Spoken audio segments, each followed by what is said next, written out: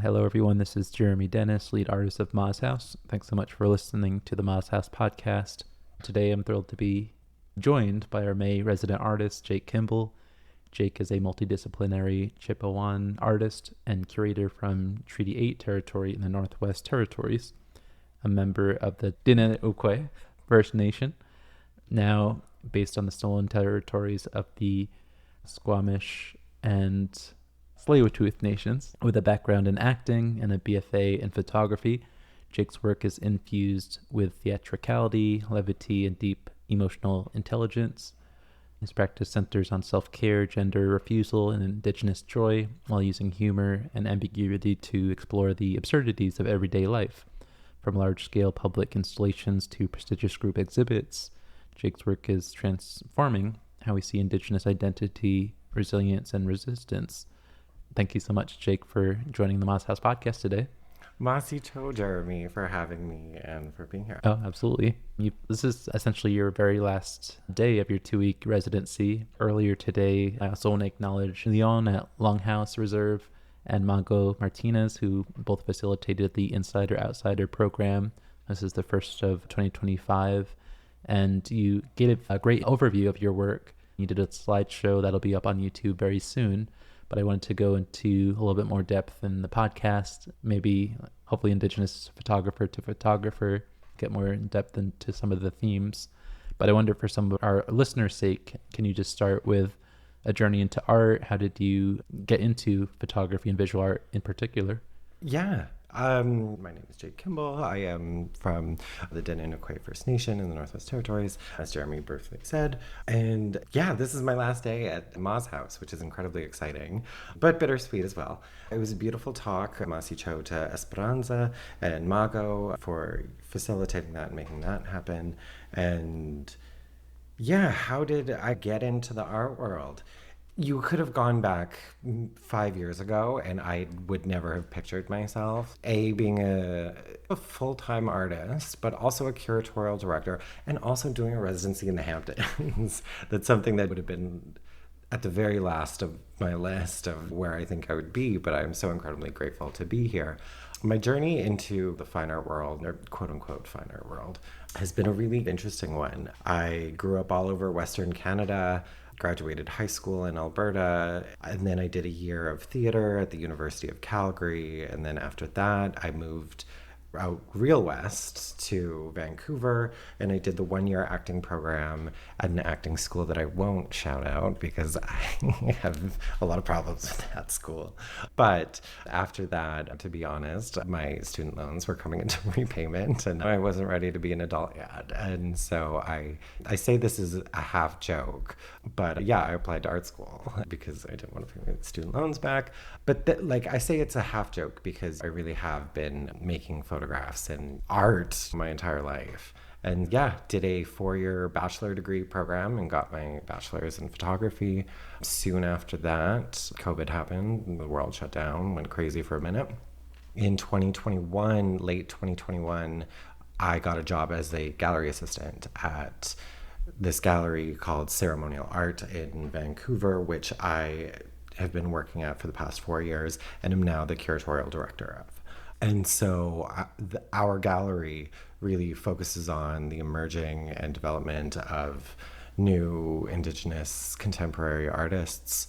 We're a sister gallery to Macaulay and Company Fine Art, which is a separate gallery, like I said, a sister gallery that represents more established Indigenous talent, especially in Canada. And yeah, it's been a weird journey to get here. It's been fun. Thank you for that. Oh, this is going to be a technical thing. Oh, am I too far? Oh, yeah, you might be too far. Okay. We only do the best quality interviews at Moz House. So. Hey. One option is you could just hold it if you feel like it. You might want to have some slack. He's a very tall person. But yeah, I think within 6 inches, we'll just keep it like that. Like around this area? Yeah. Okay. Perfect. And it's not too loud for you or anything? No. I think we're good. Perfect. I did want to talk about some of your works, maybe some selections, some of what we saw at Longhouse earlier today. One of which is Pick It Up Quick, your prints on paper towel rolls, cutting out individual sheets, putting them through, as you said, a $40 printer that you found. Yep. Somehow the quality of the prints are so amazing. I've never seen anyone else think to do such a thing. but they're such beautiful works about home, seemingly everyday scenes in your daily life. Sometimes it's things that remind you of traditional imagery. And I wonder if you could talk a little bit about how did you get into this unique medium? How did you even think about your paper towels as a soaking element? Yeah, it's really interesting, these new works. I actually first kind of came up with the idea when I was doing a residency in Banff in Alberta this past August. I was doing a Leighton Artist Studio residency. And I've had this idea kicking around for quite a few years now. But I was thinking about alternative substrates, especially being an artist from the Northwest Territories. Like I tell people all the time, I was born on a dirt road, and we used to have a set of streetlights in our town, but they got removed last year. And so it's a very small town and very northern Canada. And the nearest art gallery is 5 hours away. And that's only in the last couple of years that kind of opened up in Yellowknife, which is the capital.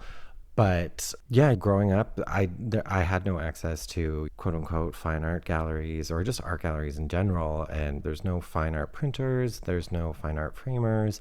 And so I've been very reflexive in the past couple of years just about my upbringing and how did I become an artist? How does one want to be in a world that they weren't really born into? So again, I started recontextualizing for myself just to understand where were my art galleries? How did I engage with art as a kid? And for me, a big one that I would consider was the magazine racks at the grocery store, like at the checkout line. And there would be like the National Enquirer and Bat Boy and just all of these kind of my setsuna, my grandma in Chipewyan, we call them gossip rags.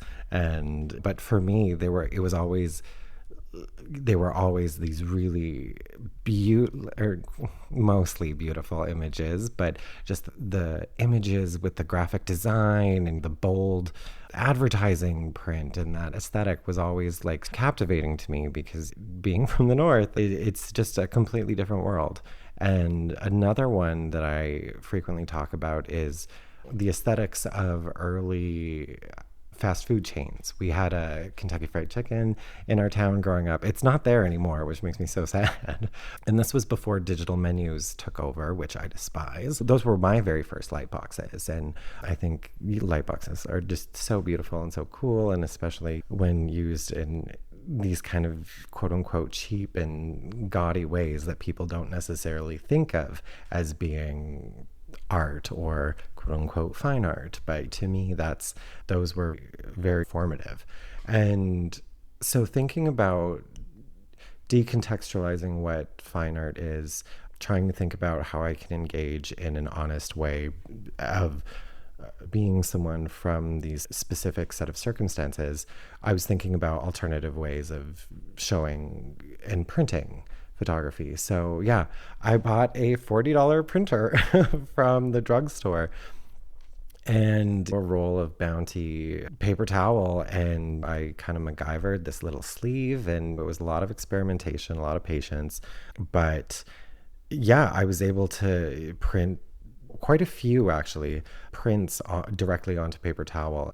Yeah, the quality and the detail of because all of these images are of my traditional territory in the north, and just the detail of the trees, the lettering, the grass, you wouldn't think of. It's honestly shocking that it's worked out this beautifully. That was the impetus and the starting ideas of wanting to print on paper towel, but working with this material for as long as I have now, for about half a year, I'm also thinking about the purpose of paper towel and what it's designed for. It's meant to absorb, it's meant to soak up. And so I've been really interested in combining technologies of photography and memory and paper towel. And so if I could just quite literally soak up the land, soak up these memories. And plus, I think it's just really cheeky. And it's very funny because it's also a subversion of what fine art photography is. It doesn't have to be this giant, like $10,000 fine art print that's framed in 99% UV glass. It can be a piece of paper towel. I thank you for that. And yeah, I think as many people did at Longhouse, I also had so many questions about your work and things beyond the bounds of what you showed earlier today. But I wonder, when I think about photography, I'm always thinking about like editions and how you can reproduce an image almost infinitely.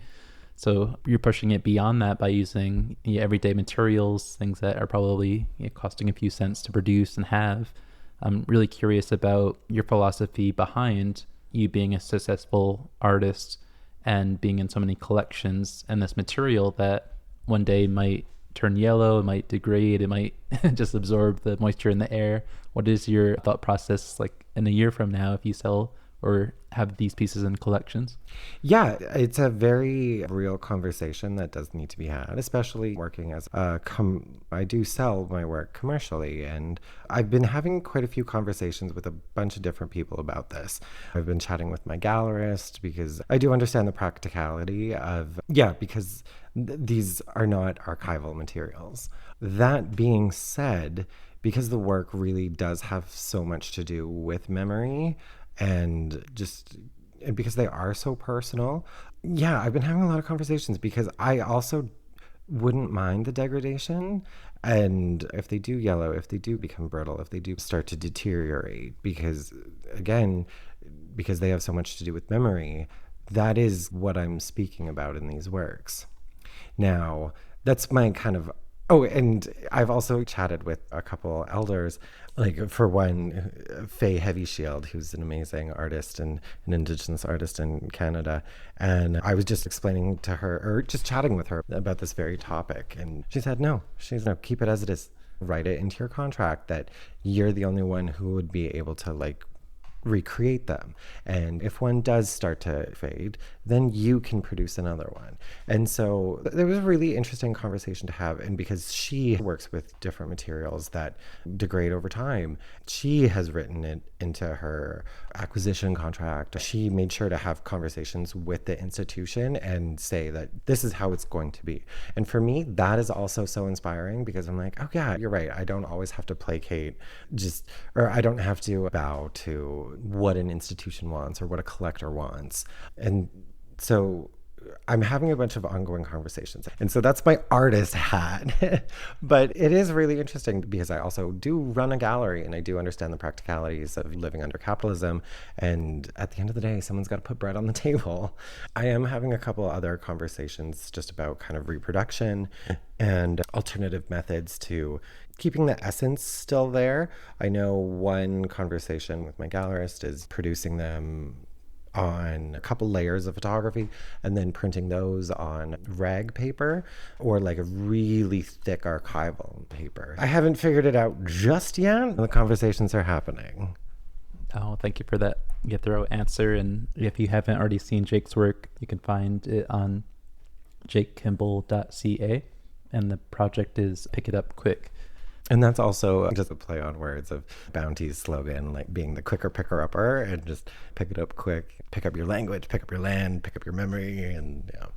I love that. This is such a great project that deals with humor because of the material. But in your presentation, you also spoke about your self-portrait with your grandmother.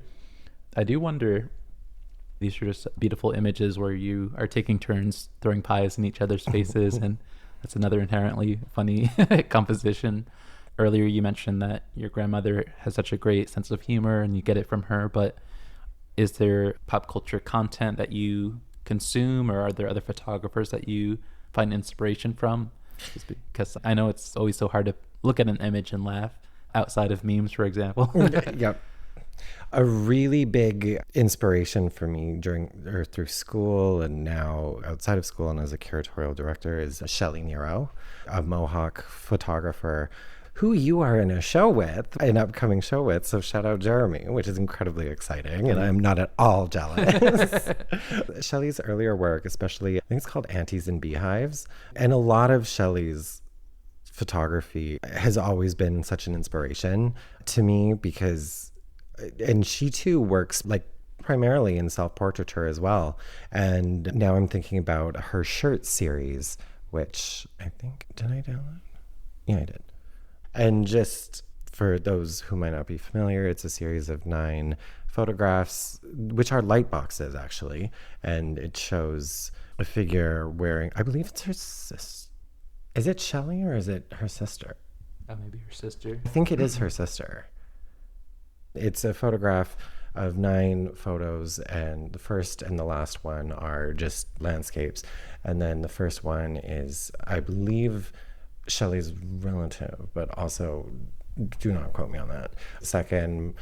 The third image says, "My ancestors were annihilated, exterminated, murdered, and massacred."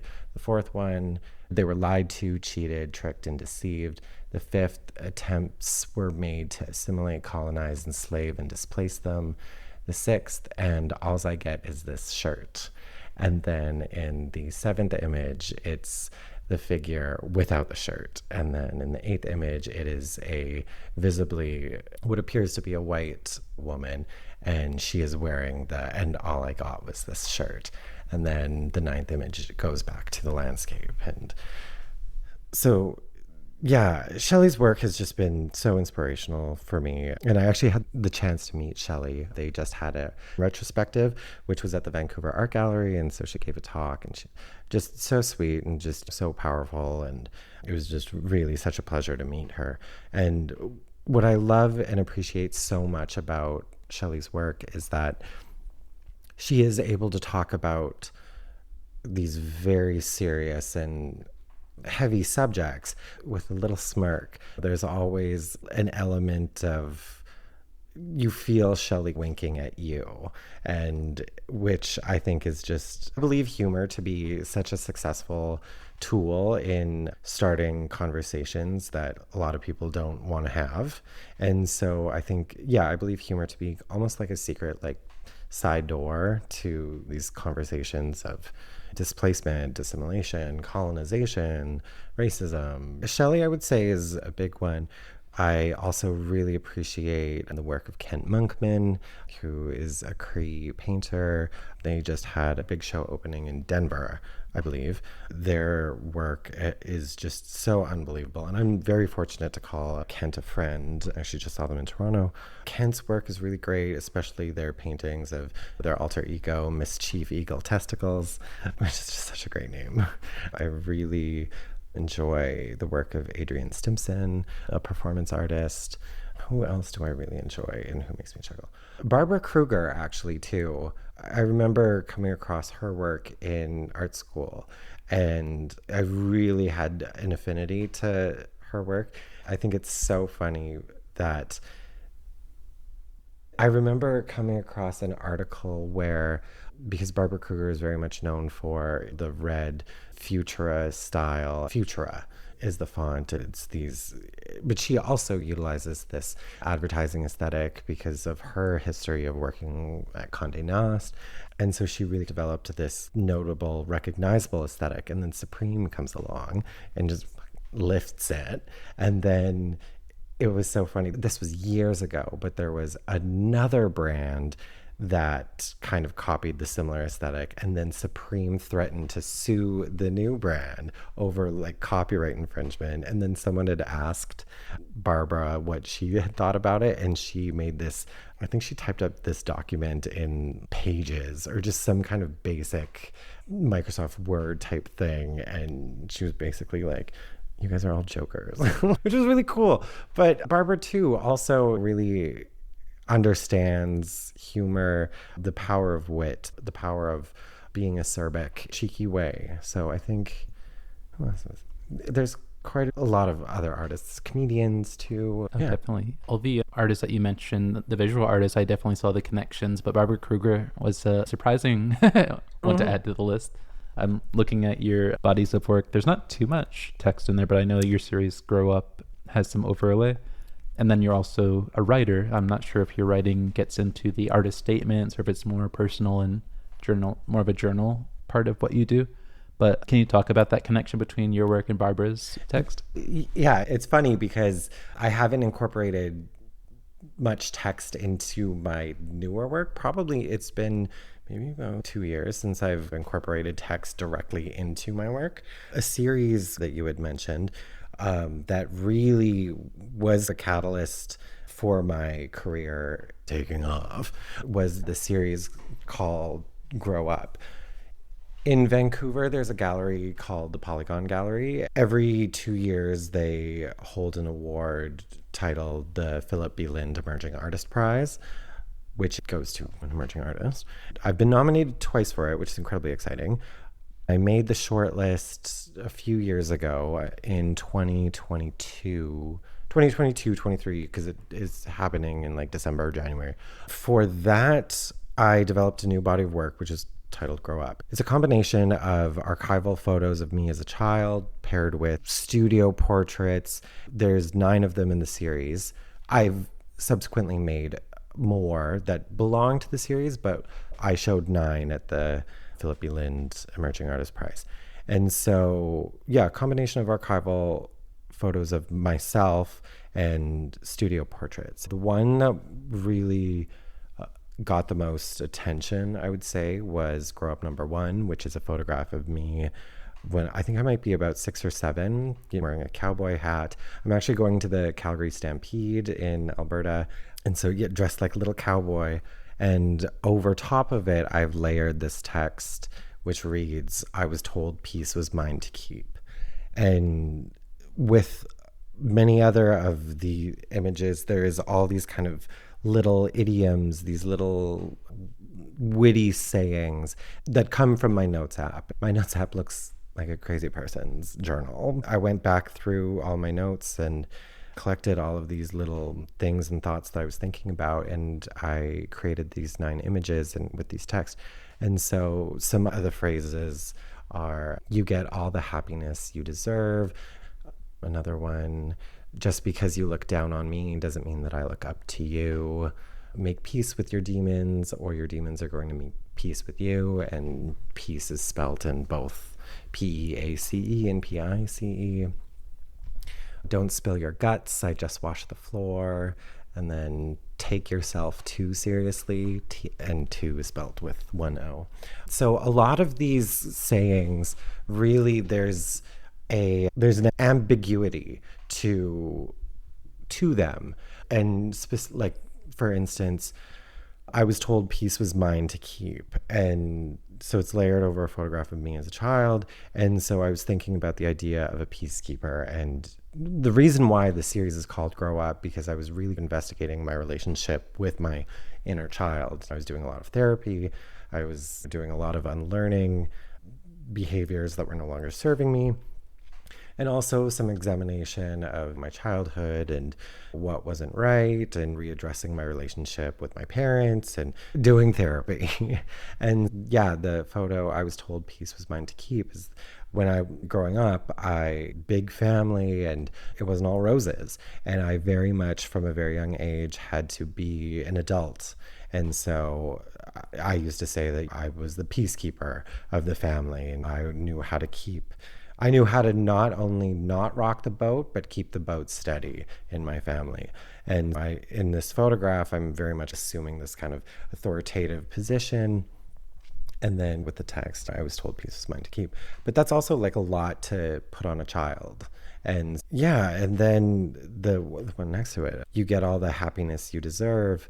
That one, I love the ambiguity in that one specifically too, because upon first reading, or first digestion, if you will, oh my God, of course, you get all the happiness you deserve. But also, some people don't deserve a lot of happiness, and there are some monsters out there.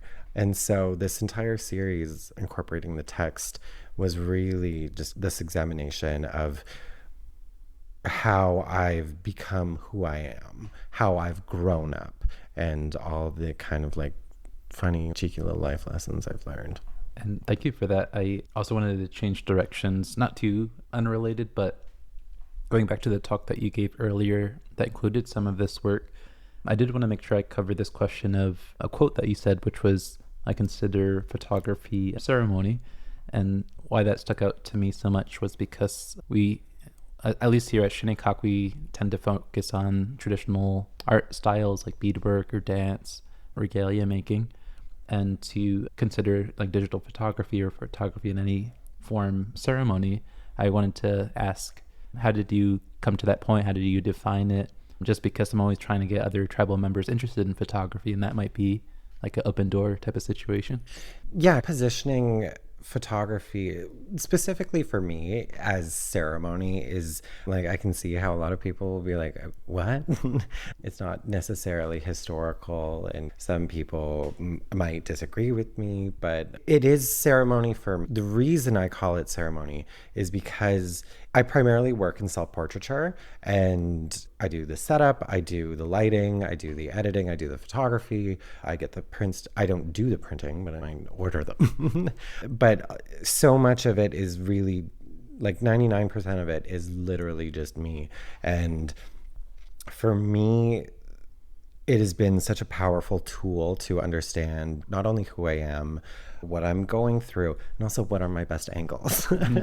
And it has been so powerful to really get to know who I am, what I'm feeling, how that feeling looks, how it sits and where it sits in my body, how it comes across. Authenticity and really having your heels on the ground and knowing who you are is such a powerful thing because you're grounded, and then you can meet other people where they are. I think we should all really not be afraid of ourselves and really spend time with ourselves. It looks different for everyone, and whether that's you going into the bush to spend some time for yourself, whether that's disappearing and doing like a bunch of beadwork, or going on long walks, or just journaling, or talking out loud to yourself. I think that there's so much power in really understanding who you are, because if you know where you come from, then you know where you're going. Yeah. Oh, definitely. Some of the new work that you're doing here at Ma's House, I don't want to spoil it too much, but you're working with trickster stories. You shared in the presentation a self-portrait of you at perhaps one of the Southampton beaches. It's a large vertical, and you, I believe, have a fox's tail coming out of your mouth. I wonder, it's such a beautiful image, but my question is, when you're creating these very different depictions of things that are traditional or things that might have come from previous generations, and we tend to think of them as static, or that's just how they're always supposed to be, do you have any reaction from your Indigenous community back home towards your work? Because maybe I'll preface and say the work that I do as a photographer, it's pulling those things in our history and our narratives, presenting them in new ways. And I don't know if they look crazy or people disagree with them or feel uncomfortable by them. But I wonder if you ever think about just the ways that people may agree with the representation, may disagree. I wonder if you could talk a little bit about that. Yeah, no, absolutely. And it's a very real thing. And especially working in a commercial, I'll just speak about that real quick. Working in a commercial art gallery that specifically works with Indigenous artists who work in all different forms of mediums. Like, I'll quickly speak about this artist and then I'll get back to the fox photograph. But we represent an artist, Michelle Sound, who's Cree and Métis from Swan River First Nation in Alberta, and she has made cyanotypes on elk hide drums. Here, I'll show you one, because they're so unbelievably stunning. And she also does these archival photographs, which are huge. They're all like 40 by 52 inches. She goes in and tears them and goes in with beadwork, with caribou hair tufting, with quill work, which are amazing. These are the cyanotypes that she does on these elk hide drums. And there have been people who say, you're desecrating a drum, it's supposed to be sacred. And those conversations are valid in the sense that they have the right to them. It doesn't necessarily mean that they're correct. And I think getting into, like, of course we have sacred ceremonies, and there are these historical traditions that have kept our people alive, kept our cultures alive. Of course, you have honor and treat with reverence. But that being said, when we get into, especially as like between Indigenous people when we really get into policing what is and what isn't something that makes you Indigenous, or whether or not you're defiling your culture or stuff like that. I think that can be really insidious because it is a byproduct of colonialism. It is a byproduct of division, and there's a reason why all of these different nations express themselves in different ways. And would you compare nations and have that same conversation of, oh no, as Shinnecock people, it would be weird. I would think if you were like, oh no, the Cree or the Dene or the Chipewyan, you're not doing it the same way we are, therefore you are not Indigenous. And so I think, yeah, in terms of have I had conversations with people from my community? Yes, I will say a lot of the Chipewyan people, we have a very interesting sense of humor, and we love to tease. And so for me, a lot of it really has been met with just, oh, what are you doing? And I think all methods of representation, yeah, are valid. And as just by existing, I know that I am Chipewyan. I know where I'm from. And in the case of people not understanding or willing to validate, quote unquote, my work, and again, also, frankly, it's none of my business.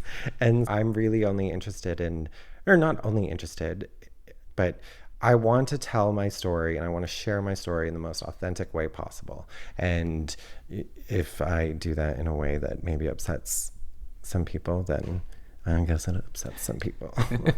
I appreciate you answering that, because as you said, it's just between you and your community, and even if it is that way, a lot of your work is for personal joy. It's for processing memories, healing. So I think all of that's so valid on its own. And speaking of community, I did want to ask a little bit about where we are now. We're sitting in Ma's house in the gallery. This is a grassroots project that's up and coming. And it is a little bit, maybe not in the case of your community, which is very remote. You said it was 5 or 6 hours away from the closest gallery. But I wonder if with your unique skills of running a gallery, being an artist and having that experience, thinking about accessible materials, did you ever think of creating your own space and focusing on the work of your tribal community or the youth or anything in that realm? Yeah. And actually just my artwork is, as a Chipewyan person, and I'm sure you feel the same way too, we're not monoliths. And especially as artists too, I do not represent every single Chipewyan person, as I'm sure you don't represent every Shinnecock person. And next question. It is something that I think about quite often. A very large reason for me, I've been in Vancouver for the past 11 years, and unfortunately, it's where you gotta go to really start something. But I've definitely thought about what I can do for my communities, even if I'm not there. And so that actually brings up a really exciting thing that I'm lucky enough to share. It's still being figured out, but as an independent curator as well, not only for the gallery, but I'm currently working on developing a project featuring strictly Northwest Territories artists, which is going to be a group show of artists in Toronto. That's as much as I can share about it right now. It's still a work in progress, but something that I've really been thinking about over the past couple of years is representation, specifically of Dene and Chipewyan artists and artists from my nation, because if you look at the Canadian art space, it's few and far between that you find artists from the Northwest Territories. They are there, and there are some of them scattered throughout Canada. In terms of the Northwest Territories, it's not really represented in any of these spaces. So that's something that I am very conscious of and that I'm thinking about and hopefully working towards changing. I know so many beautiful artists up there who don't necessarily work in photography, who are amazing beaters, who are amazing quill work artists, caribou hair tufting. There's so many spaces that they should be in, and if I can help facilitate them getting into those spaces, that's something that I would love to do. Thank you for that. It's really exciting. I'll look out for that exhibit once it's announced. But speaking of exciting news, you also mentioned that your series or your photograph, My Guardian Angel, is tired. is going to debut as the main focus of an upcoming show. Can you talk a little bit about that? Yeah, which is really exciting. It's going to be my first institutional show. What I can share is that it is a very big institution on the east coast of Canada. And yeah, it's a solo presentation of my work, which primarily is going to feature My Guardian Angel is Tired, which is incredibly exciting. And this came to be because I had last year in 2024, I co-curated the Contemporary Native Art Biennial in Montreal. I co-curated it with Laurie Beavis, Emma Passenshall-Hurley, and Teresa Vandermeer-Chaussee. And together we brought over 80 Indigenous artists and curated 8 separate shows over 5 months, which was a lot of work, but it was so amazing. From that experience, I made really beautiful connections. Now we'll be having my very first institutional show, which is going to feature My Guardian Angel is Tired. And I guess I can briefly chat about that one as well. Yeah, I'll give you like the quick version. So My Guardian Angel is Tired is a work that I developed at the Banff Arts Center of Arts and Creativity in Alberta in 2023. And so it is a series of 5 fractured images that are separate, but that form a figure laying down covered in 5 separate substances. Yeah, and so the piece is 15 feet by 60 inches, I believe. And yeah, you can see there that all 5 images come off the wall and are at different lengths. Looking at them straight on, they make up this figure. And this body of work came about because of a joke that I used to make in my early 20s. I used to go out and used to party a lot, and I'd roll into work or school on Monday and someone would ask me how my weekend was, and I'd joke and say, My Guardian Angel is tired, after looking after all the crazy shit that I got into over the weekend. And yeah, I wanted to visualize what my guardian angel looked like, and especially all the crazy things that I was doing. And I was really thinking about that phrase, my guardian angel is tired. And yeah, it started out as a joke, but I really spent time with it. And like a lot of my work, half of it is a joke, because I do believe that humor can coexist with these serious subjects. But I was examining that phrase, my guardian angel is tired. I was like, God, what am I really putting my guardian angel through?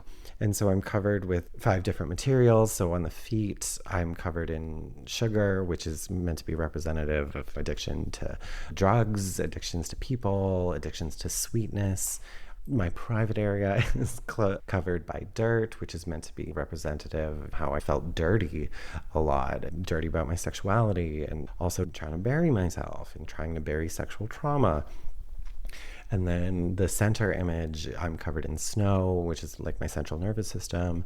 And it's not the truth, because you just look like an asshole. And so it really is important to lead with love until someone crosses you, and then be as cold as you want. And then the next image is my head covered in honey, and also meant to be representative of drowning in sweetness, drowning in alcohol, but also thinking about honey as a preservative and trying to just preserve myself. And then the last image is my hand reaching out, and it's a little hard to tell, but there are bubbles. And that's been meant to be representative of this kind of desire that I've always had, even since I was a kid, of things that are light, things are ephemeral, things are bubbly. Yeah, and putting them all together and really having it at 15 feet, and it's large. If I can get something that's within me into a photograph and just like really examine it and be like, whoa, it's almost like I need to turn on my own light bulbs. And so yeah, with this piece, it very much turned on a few light bulbs for me, and I was like, oh, I think I got to start being a little kinder to my guardian angel, because yeah. But yeah, it was like incredibly important work to make, and I'm so thrilled to be showing it in this very new, exciting opportunity, which is going to be opening next year also. That's awesome. So grateful for you describing that project. I'll share it once it's public. Mm-hmm. Hopefully didn't break any NDAs. No, I think we're good. No, I don't think I said the name of the institution. So I think we're good. We haven't touched on so many of your individual images, your different projects, but now that you're a Moz House alum, we'll have to check in after your show's debut, once you have time between your 4 jobs, maybe 5 coming up. Also wanted to shout out Jenny Gao, who you both met at the Armory, and that's the reason you're here, word of mouth. Yeah, which also just kind of speaks to the power of relationships and word of mouth. Because, yeah, I was working the Armory last year, and I had never met Jenny before, and Jenny had come in and she's, oh, you're from Vancouver? I'm from Vancouver. And it's like, oh, what are you doing here? I'm doing a residency here. And then got to know each other. And then, yeah, she described the residency and she was like, yeah, definitely apply. And so I did. And so now I'm here. So incredible. And I think when I saw your portfolio, your images, I was like, what is this person doing applying to our small little space? No, I think briefly just to talk about the experience that I've had here, it's been amazing. And I think what you do and your family and what Brianna do in this space is not a small thing. It really is so important, and especially to have it be specifically for BIPOC people, because it's just always really important to highlight and uplift our communities, especially those that are marginalized. And yeah, I think just having a space, and especially be here in Moz House and on the Shinnecock Reservation, is just, and to have everyone be so welcoming, and just, it's been really transformative, and I'm so grateful for it because I've had such a great time, and I've been able to rest, I've been able to recharge, I've been able to write about my work, which is something that I don't do enough because if you look at my website, it's just the images, and like for months I've been like, oh, I have to have some, even if it's just a sentence, but just, yeah, so I've gotten a lot of that writing done. And it is also so nice to do the artist talk that I did today at Longhouse, and even this, it's so wonderful for me as well, because I get sometimes like I discover new things about the work. I'm like, oh, that is actually what it is about, and I write it down. But yeah, I've had the opportunity to rest, recharge, make new works, think about what new directions I want my work to go. But yeah, it just where I want my work to go. And yeah, I'm just really grateful. Grateful you're here too. And you were here at the same time as the Joshua Allens. We'll have to do their interview, talk about their time here. We just have to keep in touch, hopefully get more of your work in person in New York State on the East End. We'll have some house shows as well. You'll have to get in touch with your gallery. I think another great thing about residencies in general is just the connections of who you meet, because the world could fit on the tip of a needle, and it is quite small for how big it is. Jenny being a prime example of just how that connection led to this connection, which who knows where that's going to lead to. So I think, and especially to really have these new relationships between Vancouver and New York, like Canada and the US. I think it's exciting. Thank you so much again, Jake, for being on the Moz House podcast. So many more questions, but next time we'll dive in another direction. I have to come back. Yeah. Thank you all for listening. Do you have any final words? Masi Cho to you, the entire team at Moz House, to Brianna, the Shinnecock people, and for having me. So just Masi Cho.